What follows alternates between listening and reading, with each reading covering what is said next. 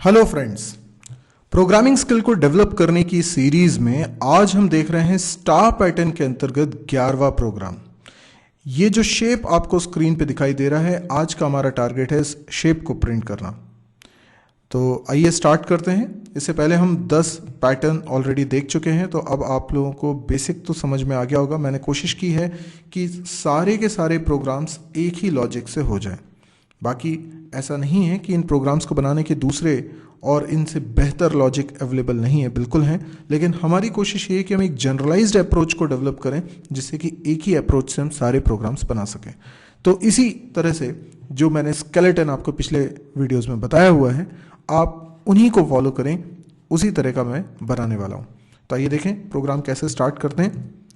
हमने लिखा मेन, और इसके अंदर मैं 2 वेरिएबल्स बना रहा हूँ, आई और जे। आपको याद होगा मैंने आपको टिप दी थी कि सबसे पहले आपको 4 स्टेप परफॉर्म करनी होती हैं, और 4 स्टेप परफॉर्म करके आपको पूरा प्रोग्राम बनाना होता है। तो सबसे पहली स्टेप क्या थी? पहली स्टेप थी कि जो डायग्राम, जो शेप हम लोग प्रिंट करवाना चाहते हैं, उसको आप ड्रॉ करिए। ड्रॉ करने के बाद आप उस पर लाइन्स ड्रॉ कर दीजिए, हॉरिजॉन्टल और वर्टिकल, जैसे कि मैंने यहाँ पे ड्रॉ की हुई हैं। और आप उन पे नंबरिंग कर दीजिए, जैसे ब्लू कलर से यहाँ पे आपको नंबरिंग दिख रही है। ये आई की वैल्यूज़ और जे की वैल्यूज़ हैं, जिससे मुझे पता चल रहा है कि ये शेप एक रेक्टेंगल है जिसके अंदर 7 रोज हैं और 4 कॉलम्स हैं। तो मैं यहाँ पर क्या करने वाला हूँ, 7 रोज यानी आई की वैल्यू 7 तक के लिए चलाने वाला हूँ। तो मैं एक लूप लगाऊंगा और आई की वैल्यू 1 से लेकर 7 तक चलाने वाला हूँ, क्योंकि मुझे मालूम है 7 रोज मुझे प्रिंट करानी है। हम इसको जनरलाइज भी कर सकते हैं, वो हम बाद में देखते हैं। पहले हम इस स्पेसिफिक केस को सॉल्व कर लें। ये मैंने लूप की बॉडी बनाई है। इस लूप के अंदर मैं एक और लूप लगा रहा हूँ जो कि जे के लिए है, जिसकी वैल्यू 1 से लेकर 4 तक जानी है, क्योंकि अभी हमने देखा इस शेप में हमारे पास 4 कॉलम्स हैं। तो जे डिनोट कर रहा है कॉलम्स को, और ये बेसिक स्केलेटन है हमारे प्रोग्राम का, जो कि हम पहले भी देख चुके हैं कि ये कैसे बनाया जाता है। तो मैं इस पर ज़्यादा भी डिस्कशन नहीं करना चाहता। अगर आप पहली बार इस वीडियो को देख रहे हैं और आपने पुराने वीडियोस नहीं देखे हैं, तो मैं चाहूँगा कि स्टार पैटर्न के 1 से लेकर आप 10 तक सारे वीडियोस देखिए। स्टार पैटर्न 1 में आपको बताया गया है कि ये स्केलेटन कैसे बनता है। इसके अंदर हम लिखते हैं एक इफ़ कंडीशन। इफ़ कंडीशन अगर ट्रू होती है तो हम लिखते हैं प्रिंट एफ स्टार और semicolon, else print F space. और इस लूप के खत्म हो जाने के बाद \n, लाइन चेंज करने का कोड। ठीक है, अभी हमें सिर्फ ये पता लगाना है कि इस इफ में क्या लिखना है। अगर हमने ये पता लगा लिया इफ में क्या लिखना है, तो हमारा प्रोग्राम पूरा बन गया। तो इसके लिए हमें स्टेप नंबर 2, 3, 4 ये भी करनी है। तो अभी स्टेप नंबर 1 हुई है, अब स्टेप नंबर 2 हम करने जा रहे हैं। तो ये रही स्टेप नंबर 2। स्टेप नंबर 2 में हम आई और जे की वैल्यूज़ लिखते हैं। आई और जे की वो वैल्यूज़ लिखते हैं जिस पर हमें स्टार प्रिंट कराना है। आप देखिए यहाँ पर आई और जे की कॉम्बिनेशन में वैल्यूज़ बोलूँगा तो एक पर्टिकुलर स्क्वायर को रिप्रेजेंट करेगा। जैसे आई की वैल्यू 1 है और जे की वैल्यू भी 1 है, तो ये पहला वाला स्क्वायर है जहाँ पर आप स्टार प्रिंट कराना चाहते हैं। तो मैंने कहा आई जे की बस उतनी ही वैल्यूज़ लिखिए जिन पर आप स्टार प्रिंट कराना चाहते हैं। एक आई की वैल्यू मान लीजिए 2 है, तो जे की वैल्यू 1 हो सकती है और 2 हो सकती है। आप देखिए आई की वैल्यू अगर 3 है तो जे की वैल्यू 1, 2, 3 हो सकती है। आई की वैल्यू अगर 4 है तो जे की वैल्यू 1, 2, 3, 4 हो सकती है। आई की वैल्यू अगर 5 है तो जे की वैल्यू 1, 2, 3 हो सकती है। 6 होने पर जे की वैल्यू 1, 2 हो सकती है, और आई की वैल्यू 7 होने पर जे की वैल्यू 1 हो सकती है। अब ये जो हमने लिखा है, इसी को थोड़ा स्मार्टर वे में लिखने को हम थर्ड स्टेप कहते हैं। तो आई और जे की वैल्यूज़ मैं फिर से लिखने वाला हूँ, लेकिन थोड़ा सा स्मार्ट तरीके से। यानी आई की वैल्यू 1 है, 2 है, 3 है, 4 है, अब यहाँ जगह कम बच रही है, 5 है, एंड मैं जगह कहाँ से लाऊँ? एक काम करता हूँ, मैं आगे लिख देता हूँ, यहाँ पे बचा हुआ अब आगे लिख देता हूँ। ये मैंने ड्रॉ किया आई और जे। ठीक है, तो आई की वैल्यू 6 है और आई की वैल्यू 7 है। ठीक, अब आप बताइए जब आई की वैल्यू लेट से 3 है तो जे की वैल्यूज़ क्या है? ऊपर देख के बता सकते हैं स्टेप नंबर 2 में क्या लिखा है, 1 2 3। मैं कह सकता हूँ जे की वैल्यू इस समय लेस देन इक्वल टू 3 है, ठीक है ना, बोल सकता हूँ। अच्छा आई की वैल्यू 2 है तो जे की value less than equal to 2 है, और आई की वैल्यू 1 है तो जे की value less than equal to 1 है। हमें ये एक जैसा देखना होना चाहिए, मतलब ऐसा नहीं कि इसको j इक्वल्स टू 1 लिखते हैं, क्योंकि ये सारे एक जैसे दिखेंगे तब मैं जनरलाइज कर पाऊंगा। और i की वैल्यू अगर 4 है तो j की वैल्यू क्या है, j की value j less than equal to 4, और i की वैल्यू 5 है तो j less than equal to 3। Okay, 6 है तो j less than equal to 2, और 7 है तो j less than equal to 1। तो आप देख सकते हैं यहाँ पर कि हमने स्टेप नंबर 3 भी कर ली। अब हमें आखिरी स्टेप करनी है, that is step number 4। Again step number 4 के लिए जगह कहाँ से लाऊं, यहाँ पे लिख देता हूँ स्टेप नंबर 4 सबसे लास्ट में, कलर चेंज कर देता हूँ ताकि आपको दिक्कत ना जाए। मैं ब्लू कलर से लिखता हूँ। तो मुझे इसको जनरलाइज करना है। जनरलाइज करने के लिए मुझे लिखना पड़ेगा j, ठीक है, j लिखा मैंने, less than equal to something, तो मैं क्या लिख दिया k। एक नया वेरिएबल इंट्रोड्यूस करता हूं मैं यहाँ पर k, और k की वैल्यू क्या होनी चाहिए, जब i की वैल्यू 1 है तो k की वैल्यू 1 होनी चाहिए। ये k की वैल्यूज़ हैं, तो यहाँ पर जैसे i 1 है तो k 1 होना चाहिए, i 2 है तो k 2 होना चाहिए। तो मैं इस बात को थोड़ा अलग से लिख लेता हूँ, यहाँ पर मैं k और बना लेता हूँ। जब i 1 है तो k भी 1 हो, i 2 हो तो k भी 2 हो, i 3 हो तो k भी 3 हो, i 4 है तो k भी 4 होना चाहिए, क्योंकि मैंने लिखा है j less than equal to k, तो k की जगह वही वैल्यू पुट होती जा रही है जो i की वैल्यू है। लेकिन जब i की वैल्यू 5 होती है तो k की वैल्यू 3 हो जाती है, ऐसा मैं चाहता हूँ। जब i की वैल्यू 6 होती है तो k की वैल्यू 2 हो जाती है, क्योंकि यहाँ j less than equal to 2 चाहिए, और 7 होती है जब i की वैल्यू तो k की वैल्यू हो जाती है 1। बस, तो ये हमारी कंडीशन हो गई, यानी हमारा प्रोग्राम बन चुका है। हमें सिर्फ यहाँ क्या लिखना है, j less than equal to k। लेकिन ये k क्या है, k हमको डिक्लेयर करना पड़ेगा, और k की वैल्यू मुझे i के हिसाब से चलाना है, यानी i चेंज होता है तो k भी चेंज होता है, i बढ़ता है तो k भी बढ़ जाता है। k शुरुआत में क्या है, लेकिन शुरुआत में होना चाहिए 0, तो i 1 होगा, जैसे ये लूप की स्टार्टिंग हुई i 1 हुआ, अंदर आए तो k भी कितना हो गया, 0 से बढ़कर 1। अब ये j वाला पूरा लूप चलेगा तो इस समय k कितना रहेगा, 1 रहेगा। फिर जब i चेंज होता है, देखिए आप, i की वैल्यू चेंज होने पर k चेंज होता है, j की वैल्यू चेंज होने पर नहीं, i की वैल्यू जब चेंज होती है, तो i की वैल्यू 1 से 2 हुई तो k की वैल्यू भी 2 होगी, तो ये बिल्कुल सही लिखा है। लेकिन i की वैल्यू बढ़ते बढ़ते जब 5 हो जाएगी, यानी 4 से जब 5 होगी, तो k की वैल्यू 4 से 5 नहीं होनी चाहिए, 3 होनी चाहिए। यानी यदि मैं यहाँ पे ऐसा लगाता हूँ, i अगर 4 है, या बोलता हूँ लेस देन इक्वल टू 4 है, लेस देन इक्वल टू या लेस देन, तो i less than equal to 4 है, तो k भी इंक्रीमेंट होना चाहिए, नहीं तो k डिक्रीमेंट होना चाहिए। That's it. अब आप जरा इसको ट्रेस करके देखिए, i की वैल्यू जब 1 है, कंडीशन ट्रू अंदर आए, अंदर क्या हो रहा है, i की वैल्यू 1 है ना, तो 1 less than equal to 4 true है, तो k इंक्रीमेंट हो जाएगा, तो k की वैल्यू 0 से 1 हो जाएगी। इसी तरीके से i की वैल्यू जब 2 होगी तो भी k प्लस प्लस होगा, तो k की वैल्यू भी 2 हो जाएगी। i की वैल्यू 3 है तो भी कंडीशन ट्रू है, k की वैल्यू भी 3 हो जाएगी।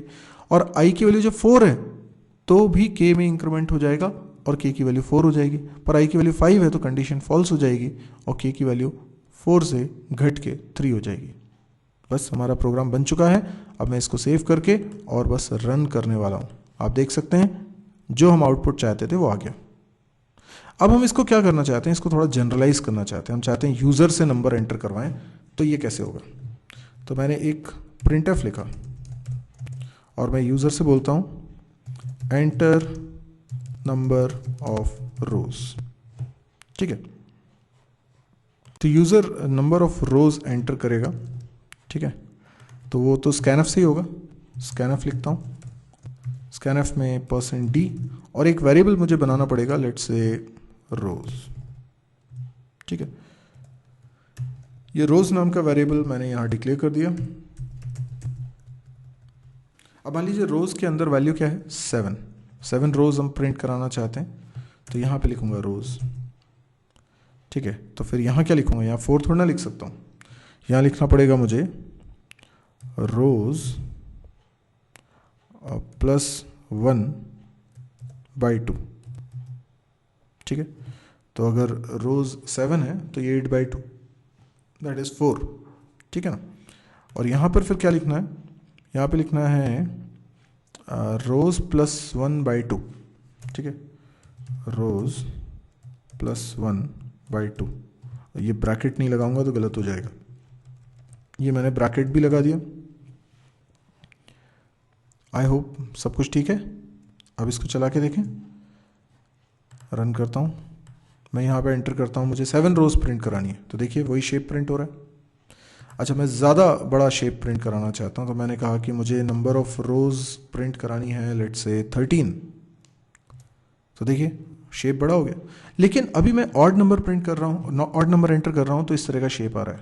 अगर मैं इवन नंबर एंटर करता तो क्या होता, तो एक बार और रन करते हैं, देखते हैं इवन नंबर के केस में कैसा आउटपुट आता है। जैसे मैंने दिया 8, तो भी आप देखें 7 रोज ही प्रिंट हो रही हैं। इसका रीज़न क्या है, पहले तो आप तय कर लीजिए कि आपको चाहिए क्या। अगर 8 रोज हम बोलेंगे तो ये अभी ऑड नंबर ऑफ रोज होने की वजह से बीच वाली रो सबसे अलग है, सबसे ज़्यादा हॉरिजॉन्टल डिस्टेंस कवर कर रही है। पर अगर 8 होंगी रोज तो फिर या तो 2 रोज मुझे बराबर लेंथ की रखनी पड़ेंगी। यस, हम यही चाहेंगे कि 2 रोज बराबर लेंथ की हो जाए, तो ये कैसे होगा। तो जैसे हम 8 का एग्जांपल लेते हैं, अगर रोज की वैल्यू है 8, ठीक है, तो 8 बार चलना चाहिए लूप, बिल्कुल ठीक है। इसके अंदर मैं डायग्राम से आपको ये चीज़ क्लियर करता हूँ, इस जगह को थोड़ा सा मैं चेंज करता हूँ, जगह बना ली। ओके, अब मैं क्या बोल रहा हूँ कि जब आई की वैल्यू क्या क्या है, 1 है, 2 है, 3 है, 4 है, 5 है, 6 है, 7 है, 8 है, तो हम क्या चाहते हैं, के की वैल्यूज़ क्या रहे। ठीक है, के की वैल्यूज़ बताइए। तो हम चाहते हैं के की वैल्यू भी 1 रहे जब आई 1 है, 2 पे 2 रहे, 3 पे 3 रहे, 4 पे 4 रहे, 5 पे भी 4 ही रहे, 6 पे 3 हो जाए, 7 पे 2 हो जाए और 8 पे 1 हो जाए, ये हम चाहते हैं। तो अगर इवन है तो कहानी अलग, ऑड है तो कहानी अलग। तो ये कैसे होगा, तो जब हम यहाँ पर ये कंडीशन बना रहे हैं, यहाँ पर हमको थोड़ा सा सोचना पड़ेगा। तो देखिए मैं क्या करता हूँ, सिर्फ इस पे फोकस करिए। मैंने कहा कि अगर आई की वैल्यू, देखिए आई की वैल्यूज़ देखिए यहाँ पर, आई की वैल्यूज़ टोटल अपने पास रोज़ कितनी है, रोज़ 8 है।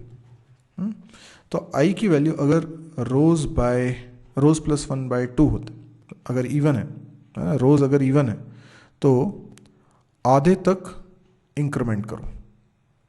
तो मुझे इवन ऑड के हिसाब से अलग अलग चलना पड़ेगा।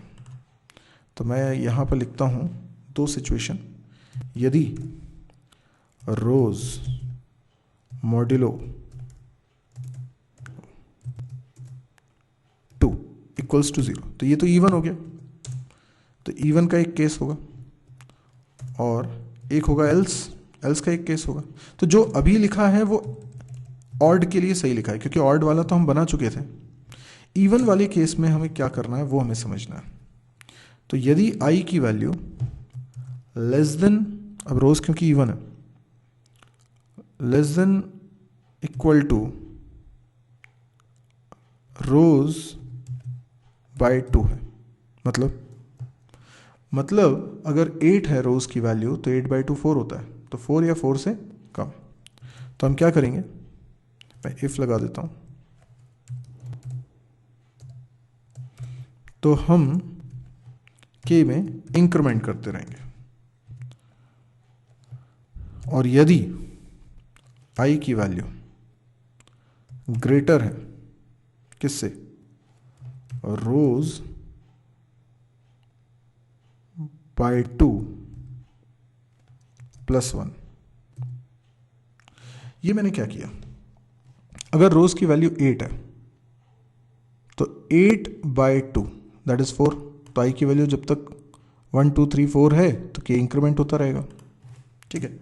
और फिर मैंने कहा के कब डिक्रीमेंट हो, मैंने कहा रोज मतलब 8 बाई 2 मतलब 8 बाई 2 का मतलब हो जाता है 4 प्लस 1 5।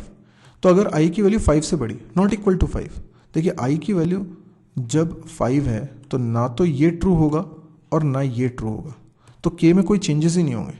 के 4 था, 4 ही बना रहेगा। लेकिन जैसे ही आई की वैल्यू बड़ी हो जाएगी, किससे, 5 से, यानी 6 हो जाएगी, तो फिर वो डिक्रीमेंट होना स्टार्ट होगा। तो आप देख रहे हैं कि आई की वैल्यू जब 1 से 4 तक है तब तक तो के इंक्रीमेंट होगा। आई की वैल्यू 1 से लेके 4 तक है तो पहला केस हमने यही बनाया है कि आई अगर लेस देन इक्वल टू 4 है, और उसको मैंने लिखा कैसे, रोज बाय 2 से, तो के में इंक्रीमेंट होगा। बिल्कुल ठीक है। अब जब इंक्रीमेंट हुआ तो के की वैल्यू भी 4 हो गई, ठीक है। अब आई की वैल्यू जब 5 हुई तो मुझे कोई चेंजेस करने नहीं है, ठीक है। तो आई की वैल्यू 5 पे मैंने कोई चेंजेस नहीं करे। अब आई की वैल्यू अगर ग्रेटर देन 5 हो जाती है तो मैं के में डिक्रीमेंट करता हूं। Is that clear? तो के की वैल्यू 5 पे मैंने कोई चेंज नहीं किया, तो वो जो के 4 था ना, 4 ही बना रहा। चलिए, तो इसको भी अब मैं रन करके देख सकता हूं क्योंकि हमारा कोड तैयार है। अब ये 2 इफ यहां लिख दिए हैं, इसलिए आपको कर्ली ब्रैकेट से इस इफ की बॉडी बनानी पड़ेगी, ये, ठीक है। बाकी पूरा कोड हमारा सही है। अब इसको चला के देखते हैं। अब मैं इवन नंबर भी एंटर कर सकता हूं, जैसे कि मैंने एंटर किया 8, तो आप देख सकते हैं 8 में ये बीच में 2 रो इक्वल लेंथ की आ रही है, ठीक है। आप यही चाहते थे। अब इस शेप को और बड़ा बनाना चाहते हैं आप, तो आप यहाँ पे एंटर कर दीजिए लेट्स से 20, तो आप देख सकते हैं 20 रोज का शेप प्रिंट हो गया। तो ये ऑड और इवन दोनों के लिए तैयार। तो आई होप आपको ये प्रोग्राम समझ में आया होगा, सिंपल है। तो एक और पैटर्न आज हमने देख लिया। अब यदि आपको ये वीडियो पसंद आया तो आप लाइक करें, और यदि आपको ऐसा लगता है कि इस तरह के और वीडियोस देखने में आप इंटरेस्टेड हैं तो आप इस चैनल को भी सब्सक्राइब करें। आप मेरी वेबसाइट को विजिट करना ना भूलें, www.mysirji.com, ये सामने लिखा हुआ है स्क्रीन पे। आप इस साइट पे जाइए, यहाँ पे सी का पूरा कोर्स है, C++ का पूरा कोर्स है, जावा का है, PHP MySQL का है जिसमें HTML CSS वगैरह भी है, और DBMS का भी कोर्स है, डेटा स्ट्रक्चर का भी कोर्स है, प्रोग्रामिंग एक्सरसाइज से रिलेटेड भी बहुत सारे वीडियोस रखे हुए हैं।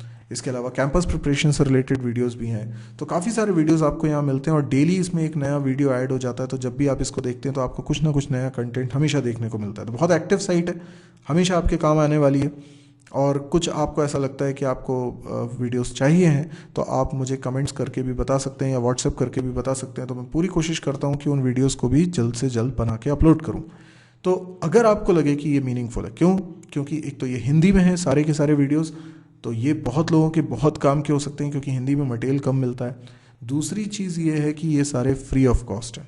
तो यदि आपको लगता है ये वर्थ है, ठीक है, क्योंकि किसी ने शेयर किया तभी तो ये आप तक पहुंचा है, तभी तो आपको भी ये मिल पाया है। तो मैं इसे फ्री ऑफ कॉस्ट सब जगह पहुंचाना चाहता हूं। अब मेरी मदद आप कर सकते हैं बस इतना करके कि मैं आपसे कोई चार्ज नहीं ले रहा हूं इन वीडियोस का, सिर्फ आपसे ये चाहता हूं कि आप इसे शेयर कर दीजिए अपने फेसबुक वॉल पे, आप अपने दोस्तों के बीच में शेयर कर दीजिए, मेरी वेबसाइट का लिंक आप शेयर कर दीजिए। इससे क्या होगा, बहुत सारे लोगों तक ये वीडियोस पहुंचेंगे और बहुत लोगों को इससे फ़ायदा हो सकता है। Thank you.